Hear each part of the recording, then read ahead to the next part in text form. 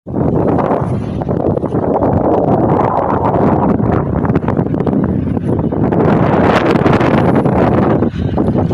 सामने हमारी रिहाइश थी जिधर हम आए हैं दोस्तों के पास।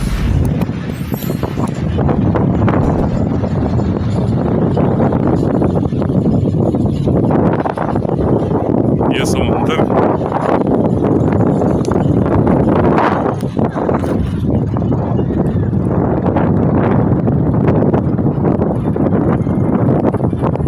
जबरदस्त किस्म की हवा चल रही है।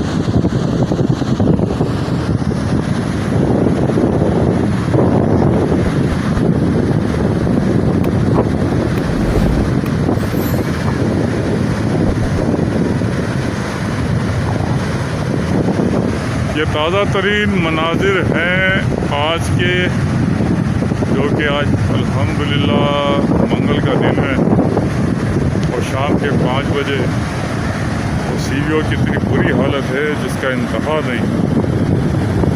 कचरों के ढेर। तमाम आने वालों से गुजारिश है कि आएँ तो कम से कम सफाई का ख्याल रखें, क्योंकि आपका और हमारा तमाम पाकिस्तानियों का भी पैसा है।